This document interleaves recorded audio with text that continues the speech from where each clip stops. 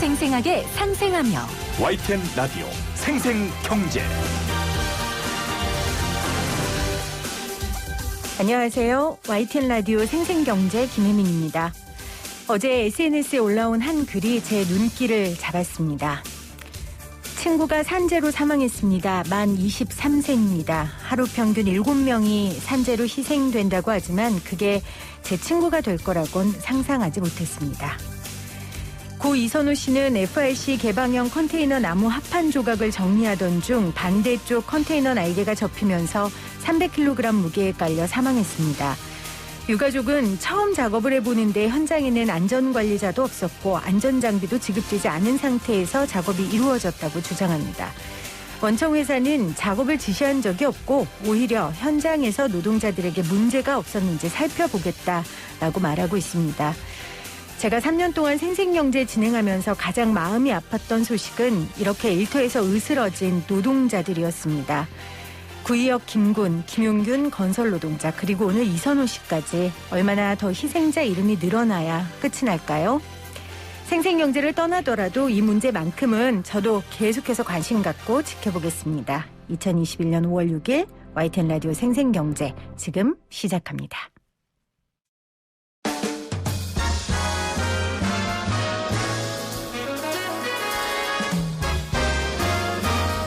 토론 아니고 쓰다.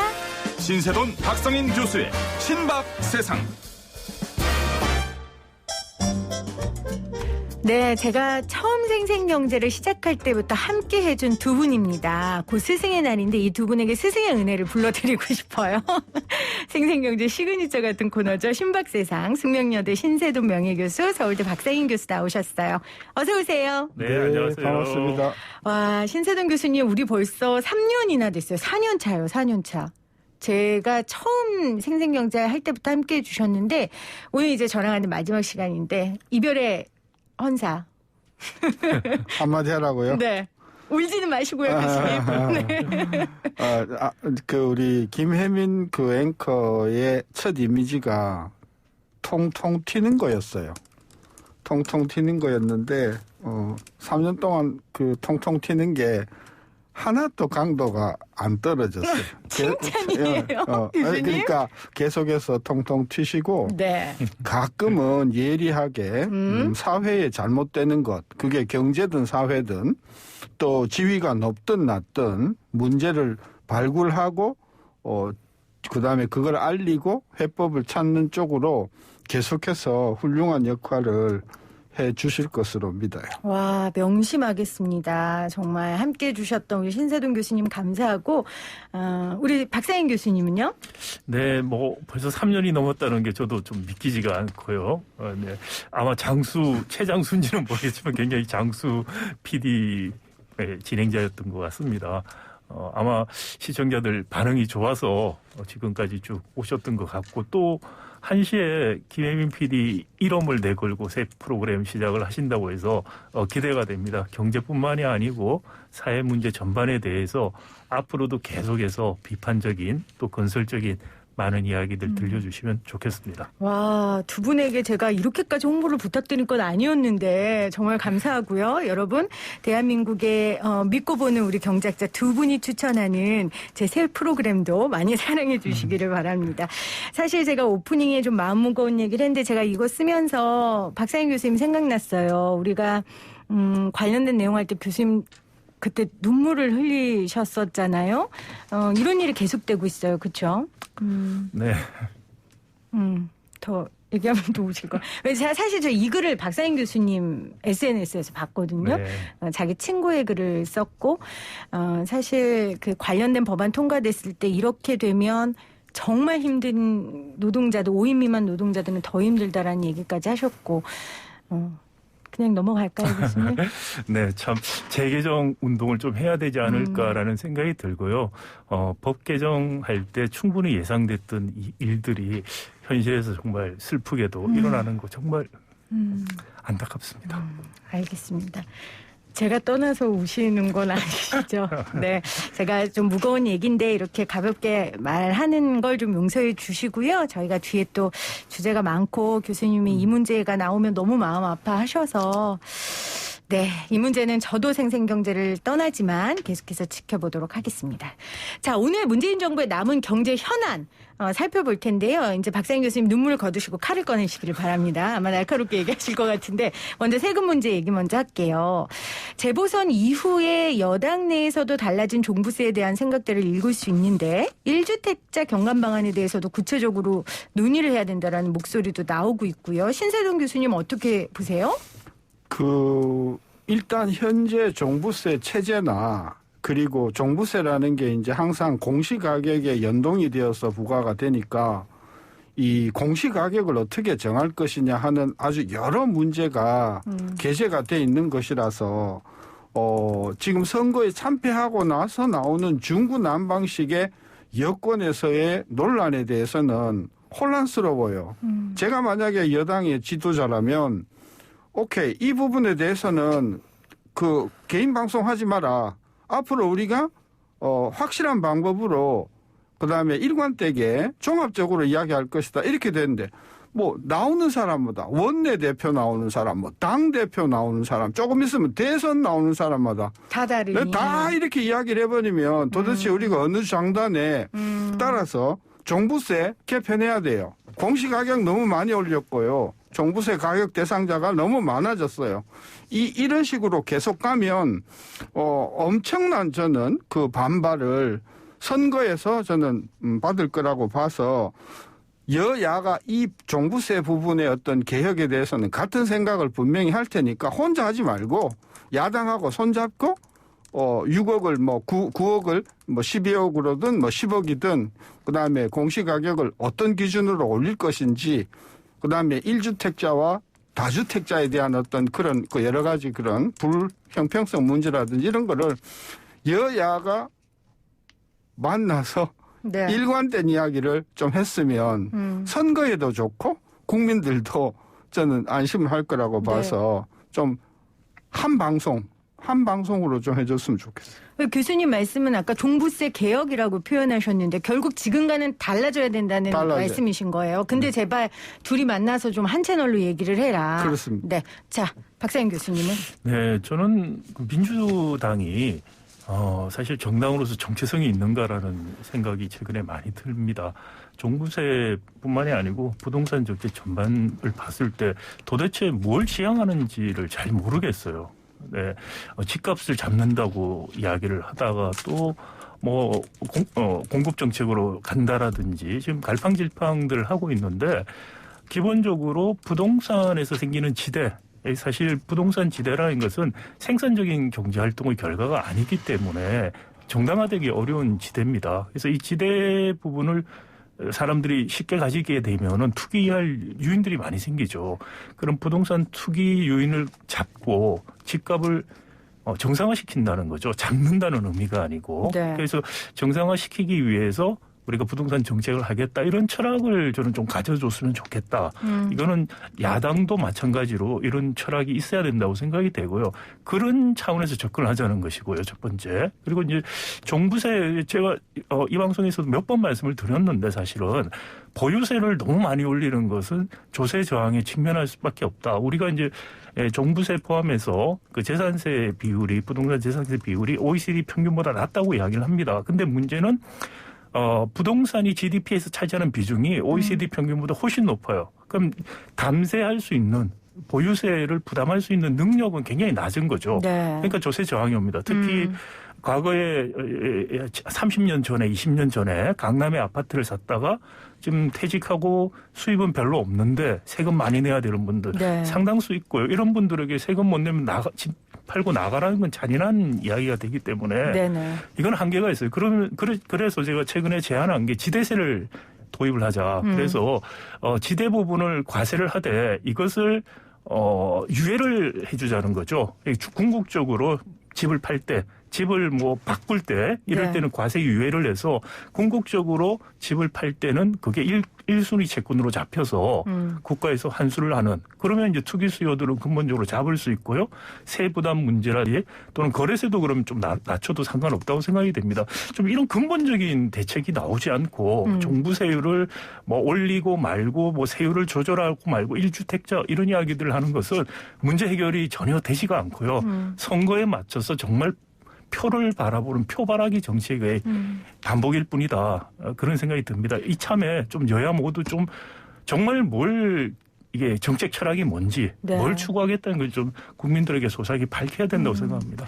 그 교수님 최근 인터뷰 보니까 집값은 시장에 맡기고 지대세 말씀하신 네. 이 지대세로 불로소득만 환수하다 하셨는데 그러니까 집값은 시장에 맡긴다는 건 무슨 얘기예요? 그러니까 지금 정부가 뭐 집값을 잡겠다고 해서 네. 타겟팅을 하고 여러 가지 뭐 대출 제한을 한다라든지 이런 식으로 개입을 하고 있죠. 근데 그리고 뭐 상한제 이런 것들 두고 하는데 사실은 정확하게 정상적인 집값이 어떻게 된다는 걸 누구나 예측하기 참 어렵습니다. 앞으로도 그렇고요. 그렇기 때문에 정부가 가격 결정에 개입을 하지 말고 대신에 불로소득을 지대세 형태로 거둬들이면 네. 그러면 투기 수요에 대한 유인들이 없어지게 되죠.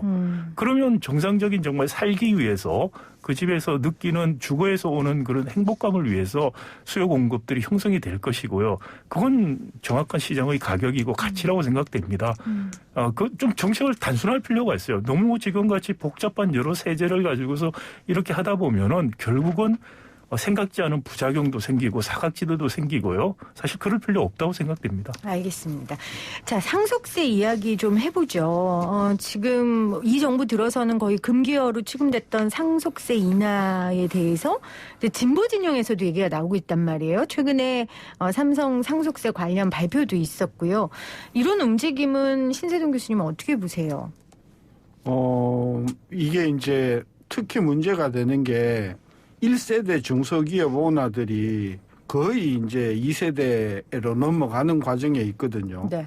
근데 세부담이 너무 커요. 그래서 열심히 본인이 1세대 때 열심히 키워가지고 정말 구멍가게를 그래도 1년에 매출이 1,000억, 2,000억, 3,000억 되는 중견기업으로 키웠는데 아들한테 물려주다 보니까 세금이 너무 많아서 감당을 못하는 상황이 되니까 회사를 팔든지 아니면 뭐 다른 나라로 가버리든지 하는 이런 상황이 지금 생기면서 생긴 문제거든요.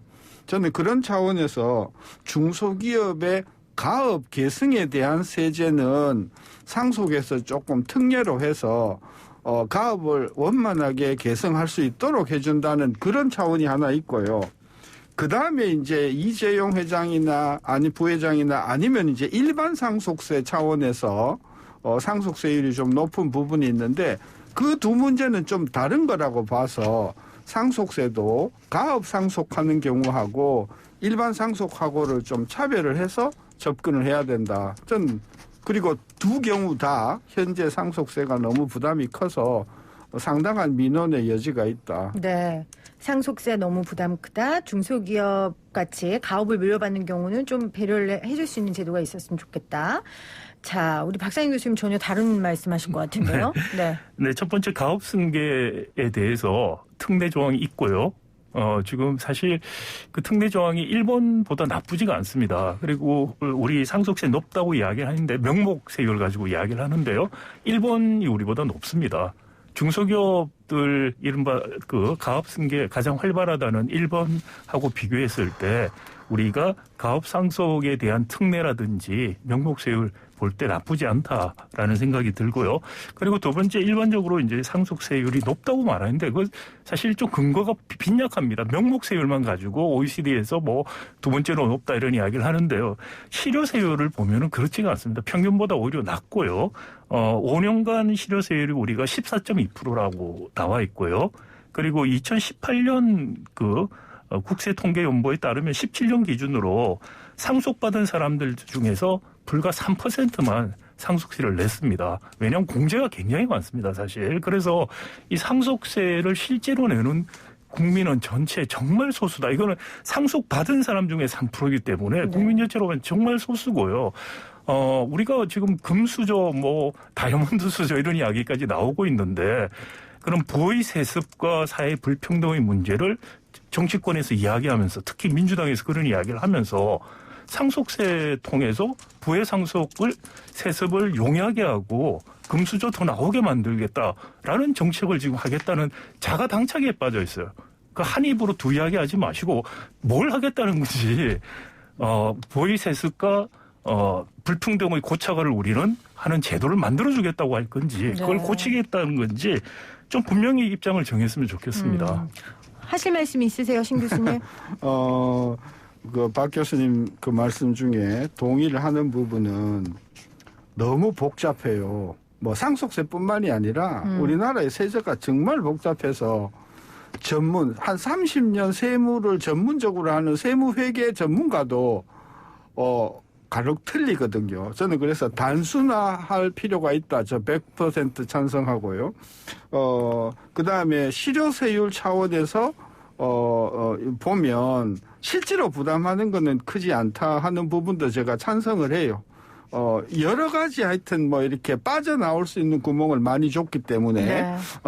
근데 그게 결국은, 아는 사람들한테 그리고 그 루트를 아는 사람들한테는 그게 빠져나오는 그게 되지만은 그걸 모르는 사람한테는 예를 들어서 세금 내보셨잖아요. 내가 불필요하게 과도하게 많이 내면 국세청에서 절대로 아이고 너무 많이 내셨습니다. 절대로 안 돌려줘요. 네. 네, 그런 네. 차원에서 실효세율이 비록 상당히 낮다고 하더라도 대부분의 중소기업을 하는 분들은 세무의 전문 지식이 없기 때문에 자기가 알고 있는 범위 내에서는 상속세 부담이 굉장히 크다. 이것은 복잡하기도 하고 너무 예외 조항이 많기도 하기 때문에 저는 그쪽으로 대폭적인 개혁이 필요하다. 그건 동감합니다. 알겠습니다. 자, 오늘 신박세상 마지막 시간인데요. 신세동 교수 그리고 박상인 교수와 함께하고 있습니다.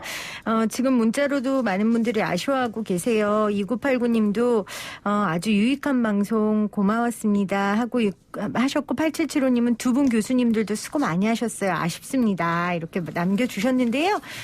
신박세상 요 조합으로는 안 나오셔도 요건 하면 안 돼요. 요거는 제가 만든 거니까 절대 하면 안 되고요. 두 분은 응하시면 안 돼요. 따로 생생경제에서 계속 만나실 수 있습니다. 자, 암호화폐 관련된 얘기 좀 해보죠. 일단 우리 신세동 교수님은 주식에 대해서 굉장히 부정적이신 걸로 제가 여러 차례 확인했고요. 여기서 암호화폐는 그럼 어떻게 생각하세요? 더 부정한 거예요. 그렇죠. 부정 스퀘어. 자승이죠. 그러면 지금 정부 잘하고 있습니까? 지금 정부에서 네, 그것도 아니에요? 헷갈리게 만들었어요. 뭐 이게 하라는 건지 말라는 건지. 저는 정부는 초기서부터 계속해서 암호화폐의 그 투기성에 대해서 정부가 모니터를 하고 국민들을 계도하고 요번에 교육한다면서요. 몇 시간 이수를 해야 되고 그래야만 암호화폐 거래에 참여를 진작에 했어야죠. 그렇죠? 저는 정부가 그동안 너무 오락가락 갈팡질팡했다. 저는 그래도 저는 암호화폐 거래를 금지하고 싶은 생각은 없어요. 네네. 하려면 해라. 하려면 하는데 떨어졌다고 해서 대통령을 욕하거나 네. YTN을 욕하거나 그러지 마라. 네. 그 네 책임이다. 투자는 개인의 책임이죠. 그리고 특히 그럼요. 돈을 빌려서 하는 것은 저는 매우 위험하니 젊은이들 그것 좀 알고 하시라. 그런 차원에서 방송이 좀 경고를 해줘야 되는데 요 다른 방송 보면은요 굉장히 그것을 자극하고 유혹하고 돈을 엄청나게 버는 것 같이 유혹하는 일부 인터넷 방송들이 있단 말이에요. 네. 그거를 인터넷 방송이니까요. 그러니까 그걸 바로 잡아주는 기능을 저는 해야 된다. 그래서 네. 제가 하지도 않을 뿐더러 저는 그 위험한 거다고 네. 보는 거죠. 비트코인 관련해서 생생경제도 뭐 안 다룰 수는 없어서 다뤘는데 저희도 굉장히 조심 있게 다뤘고요. 그리고 투자를 하려면 어떻게 해야 되는지 좀 정석을 몇 번 알려드린 적은 있었습니다. 잘했습니까, 교수님? 그러죠. 그래야죠. 알겠습니다. 자, 박상인 교수님 어떻게 생각하세요? 일단 암호화폐에 대해서 어떻게 인식하고 계세요?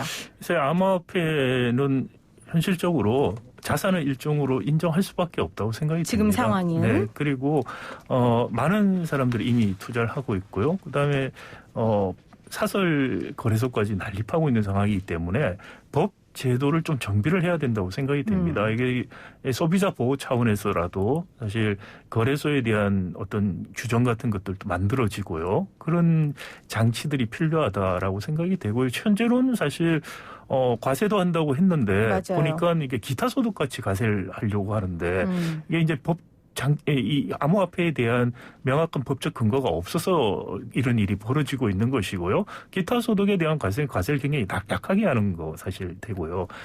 그리고 또 보면은 이게 전자상거래법에 의해서 규율이 되는데 이 전자상거래법에서 이 자산으로서 규율한다는 것은 굉장히 무리가 있습니다. 그렇기 때문에 암호화폐 자체를 하나의 무형의 금융자산으로 다루는 좀 기본법 같은 거 이제 만들 때가 됐다. 이걸 네. 만드는 게 암호화폐 투자를 부추긴다 이렇게 생각하는 분들이 계시는데 그렇지 않다는 거죠. 오히려 지금 같은 제도의 미비가 오히려 그런 사기와 또 좀 투기에 가까운 그런 투자 행위들을 하도록 유인하는 측면이 오히려 있다라는 생각이 듭니다. 네, 대세는 이미 기울었으니 피해자들이 나오지 않도록 관련 법안들을 지금 정비해야 된다라고 말씀해 주셨습니다.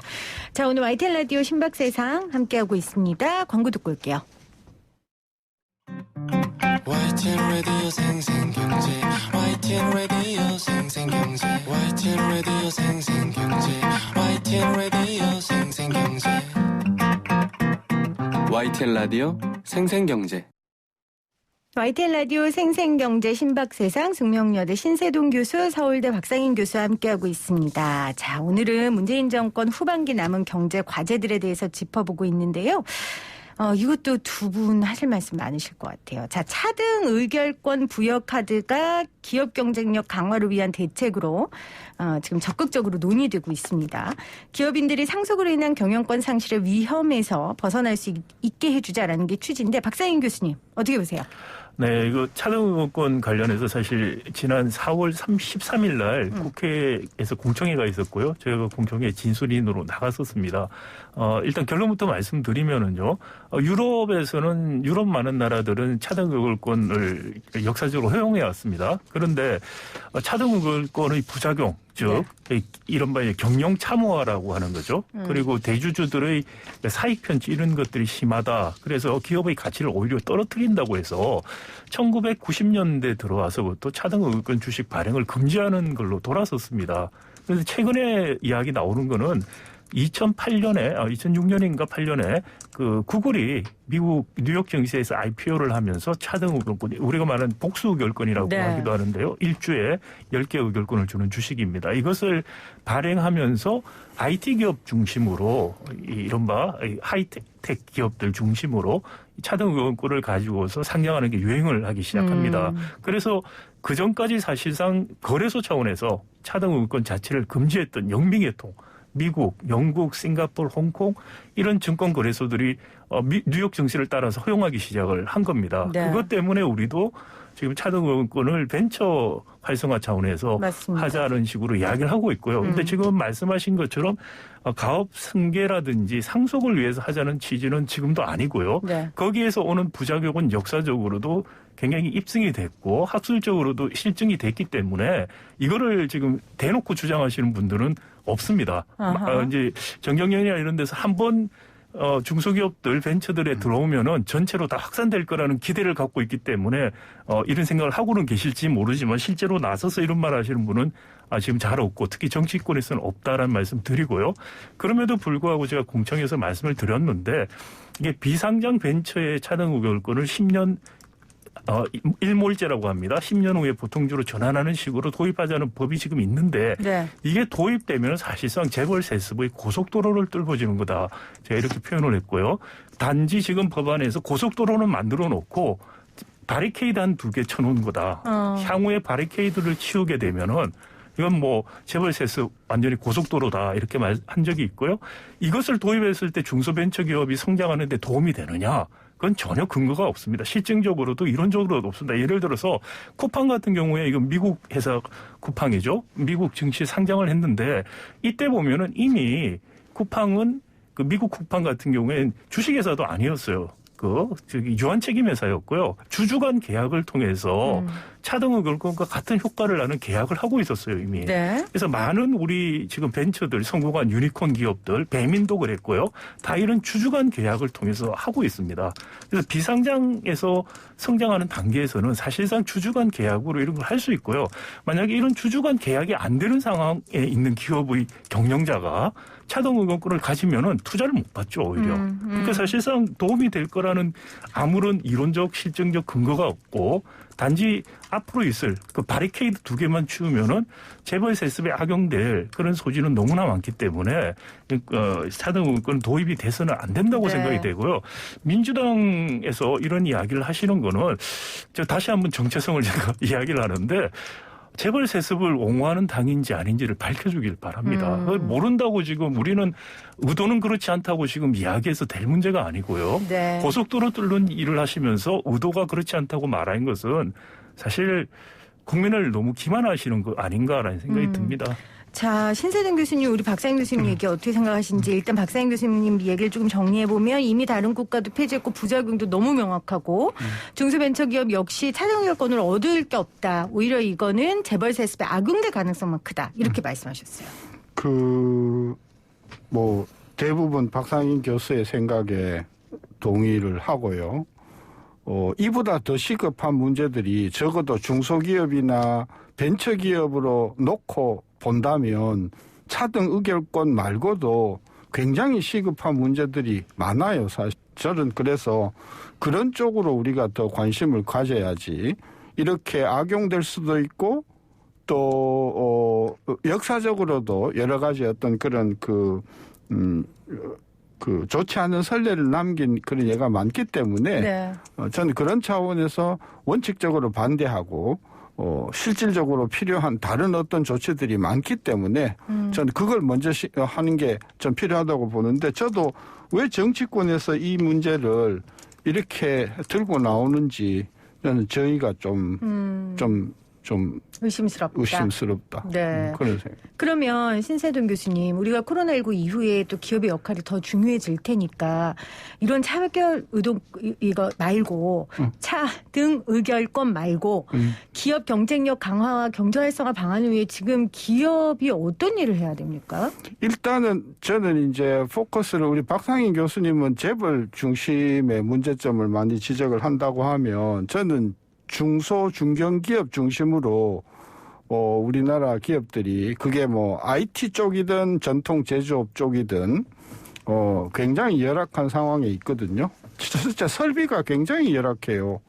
그다음에 요즘 나오는 기계들이 전부 디지털화 되어서 가격도 비싸지만 전문 인력을 교육시키지 않으면 그 기계를 돌릴 수조차 없는 그런 첨단 기술들이 많이 탑재된 기계들이 많이 나오거든요. 네. 이제 그런 것들을 정부가 공급을 하고 융자를 해주고 리스를 하게 해주고 그다음에 시장에서 지금 마켓 트렌드가 어떻게 바뀌는지를 대기업은 연구소가 있어서 그걸 스스로 해결을 하지만 중소기업들은 그럴 여력이 없지 않습니까? 그래서 인력 교육 그다음에 최신 첨단 설비, 그다음에 마케팅과 관련된 최신 정보 및 분석 이런 기능으로 앞으로 정부가 해야 할 일이 너무 많은데 이런 무슨 차등 의결권 같이 정말 그 지역적인 문제를 가지고 국민들을 이렇게 여론을 몰아가는 것은 저는 전혀 바람직하지 않다. 네, 중소기업 설비 투자 R&D를 위해 정부가 좀 적극적으로 지원해달라.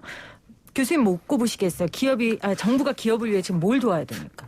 정부가 해줘야 될 거는 좀 제도를 만드는 거라고 생각이 듭니다. 제도를 만들어라. 중소기업들이 혁신할 수 있는 기회, 중소기업들이 혁신에 대해서 충분한 보상을 받을 수 있는 제도, 그걸 위해서 제가 재벌 개혁을 하자는 것이죠. 그러니까 재벌 대기업 중심으로 전속 계약 관계에 있다 보니까 전속 계약 밖에 있는 회사들은 기회가 없어요.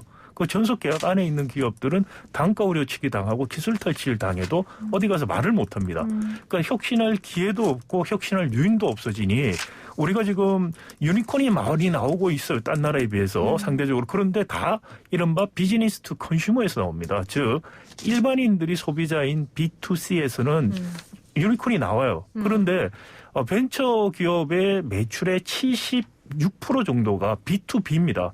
B2C는 4% 조금 넘어요. 4% 조금 넘은 데서만 혁신이 많이 나오고 76%에 해당하는 데서는 혁신이 거의 안 일어나고 있어요. 그게 왜 그러냐면은 이 B2B라는 거 중간재 산업입니다. 저 신세동 교수님 말씀하신 중간재 산업 해당하는 기업들인데요.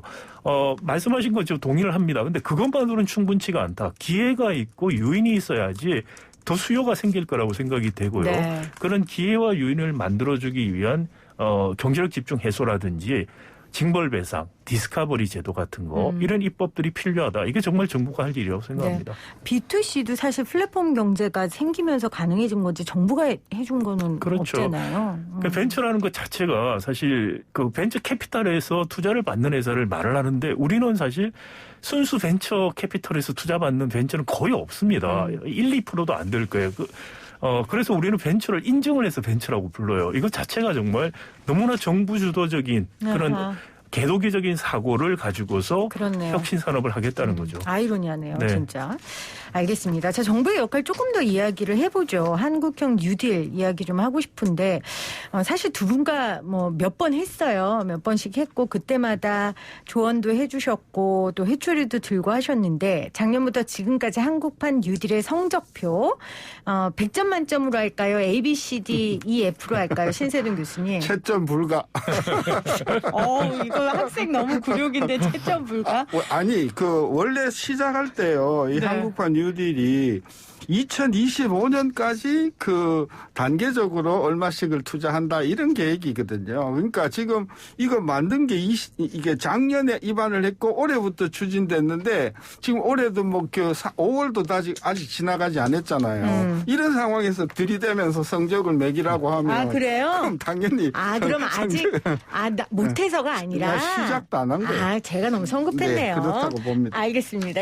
저기 박상현 교수님도 채점 불가예요? 아니 아직까지? 저는 그렇게 생각은 아니고요. 그래요? 네, 좀 봐야 되겠지만 네. 그렇지만 지금 계획들을 봐서는 어느 정도 계획에 대해서는 이야기해 볼 수 있지 계획에 않을까. 대한 거? 네, 몇 점? 이야기할 수 있고요. 저는 뭐 이거 D학점 정도 주어진다 생각을 합니다. 이게 저도 나이가 드니까 자꾸 마음이 약해져서 F학점을 잘 못 주겠더라고요. 약해져서 D 주신 거예요? 네. 그 세 가지 정도 이야기한 거 디지털 전환 가속이라든지 저탄소 친환경 경제라든지 그다음에 사회구조 대전환 노동시장 개편 뭐 이런 이야기 다 맞습니다. 네. 가야 될 방향인데 세부를 따져보면은 이 내용하고 별 관계가 없어요. 그러니까 디지털 경제 전환 일자리라고 나오는 것이 대부분 보면은 단기 알바 중심으로 데이터 만드는 그런 거. 그거 지금 전혀 필요한 게 아니고요. 그다음에 저탄소 친환경 말은 했는데 실제로 이거를 어떻게 달성할 시에 대해서는 구체적인 안이 없어요. 그리고 지금 우리 같이 70년대 이후에 중화공업 중심에 재벌들이 그 산업들 기업 중심으로 형성이 돼 있기 때문에 이런 네. 일이 생기고 있는데 이 구조를 가지고서 탄소 제로 갈 수 있느냐, 친환경 갈 수 있느냐, 저는 불가능하다고 생각합니다. 아하. 이 산업 구조 조정 없이는 안 될 것이고, 그리고 전 국민 고용보험 제도 거창하게 떠들었습니다. 거기에서 필요한 구체적 실행 계획과 재원이 없어요. 그렇기 때문에 저는 마음 같아서 F를 주고 싶었지만 이제 나이가 들어서 마음이 약해져서 네, D로 그냥.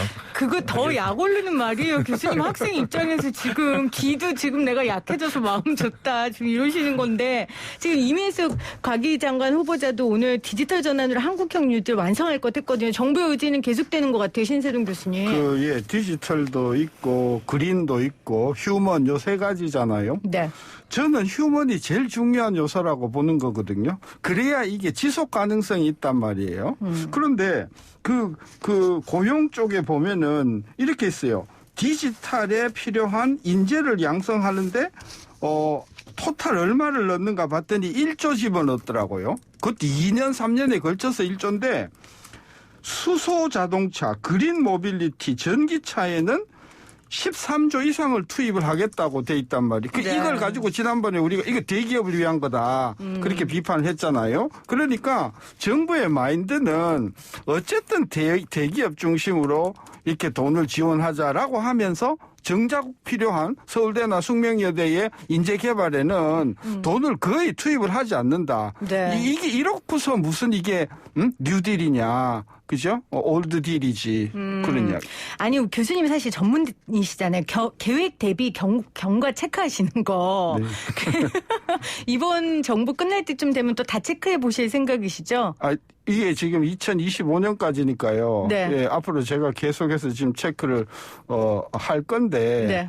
저는 다음 정부 들어서면 이거 다 그냥 꾸게 없어질 해버릴 것 것이다. 같은데요. 아, 그게 저는 제일 속상하고 제일 황당하던데요. 그렇죠. 네. 왜냐하면 지금 야권에서 생각하는 그 뉴딜이라는 거는 정말 그 과거에도 성과도 있었고 한데 이게 너무 속 보이는 거거든요. 보면 뭐 일자리 만든다고 하면서 전부 단기 일자리 청년들한테 용돈 이렇게 주는 이런 내용들로 돼 있기 때문에 이건 뉴딜이 아니다. 상당히 정치적으로 말하자면은 이게 악용하는 거다고 보는 차원이라서 다음 정부가 누가 되든 저는 여가 집권하든 야가 집권하든 네. 한국형 뉴딜은 전반적인 저는 재개혁을 해야만 네.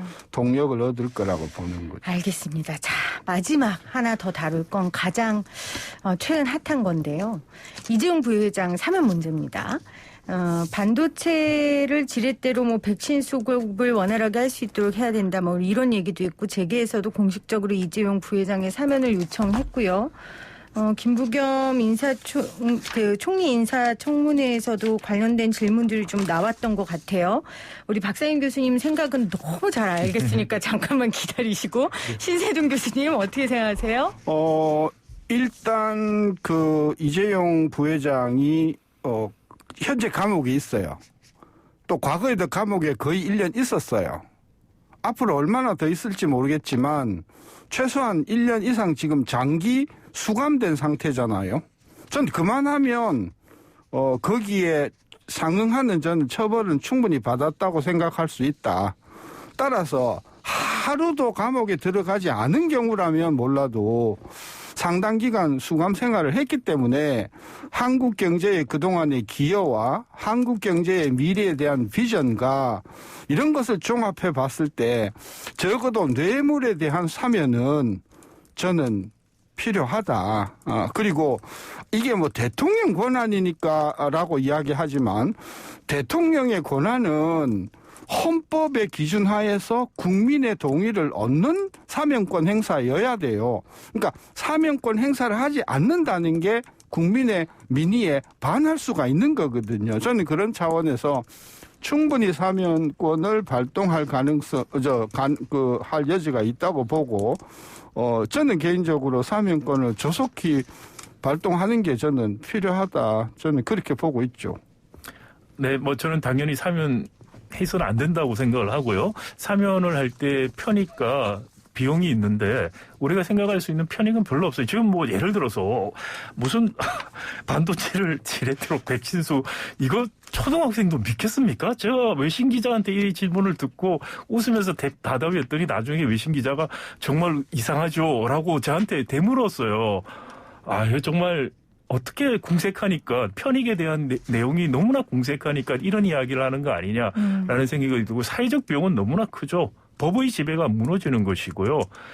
사회적 특수계급이 없는 것이 민주주의입니다. 사회적 특수계급으로서 우리 재벌 총수들이 그동안의 사무법칙, 3년 징역 5년 집행유예, 감옥 안 간 역사. 이재용 부회장 법정 5년형을 최소한 받아야 되고 실제로 하면 10년 이상 받아야 되는 겁니다. 그런데 그것도 5년이 아니고 2년 6개월 받았습니다. 그리고 1년을 구치소에 있기 때문에 빼고 1년 6개월 수감생활 합니다. 그런데 가석방할 거예요. 틀림없이. 그러면 지금부터 한 연말 전후로 해서 나올 가능성이 커요. 그런데 그거를 좀 못 참아서 이런 식으로 정말 여론몰이 한다는 거 저는 참 바람직해 보이지 않고요. 네.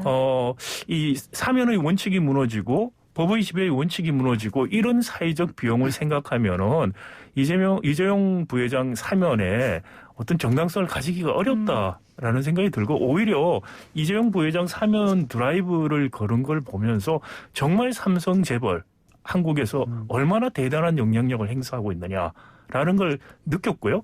삼성전자 같은 글로벌 기업이 이재용 부회장 환자 감옥에 있다고 해서 제대로 작동이 안 된다면 글로벌 기업으로 성장할 수도 없었고 글로벌 기업이라고 불릴 자격도 없다고 생각합니다. 알겠습니다. 보통 회사원들도 이런 무리를 일으켜서 감옥 가면은 자기는 정말 속죄하고 나올 테니 있는 분들이 최선을 다해주기를 바랍니다라고 해야 되는데 계속해서 내가 감옥에 있으면은 잘 안 된다고 이야기하도록 이렇게 주위의 사람들이 말하게 내버려 두는 것도 네. 이재용 부회장이 할 태도는 아니라고 네. 생각합니다. 저는 저 떠난다고 생생경제가 안 된다 이런 말 하지 않습니다. 그러면 안 됩니다. 더 잘 되고 더 흥할 겁니다. 자, 오늘 YTN 라디오 생생경제 신박세상 마지막 시간이었습니다. 두 분이 정말 저한테 좋은 스승이 돼 주셨어요. 사실은 처음에 이 라인업 할 때는 격렬한 토론을 예상하고 두 분을 세웠는데 대립할 때는 부드럽게 하시고 동의할 땐 격하게 하셔가지고 제가 진행하면서 당황스러웠지만 너무 대립과 날이 서 있는 우리 사회와 또 이런 토론 문화에서 두 분이 굉장히 신선했습니다. 너무 감사했고요. 품격 있는 수다를 떨어주신 두 분에게 다시 한번 제작진을 대표해서 제가 감사 인사를 드립니다. 지금까지 신세돈 숙명여대 경제학과 명예교수였고요. 박상인 서울대 행정대학원 교수였습니다. 고맙습니다. 네, 감사합니다.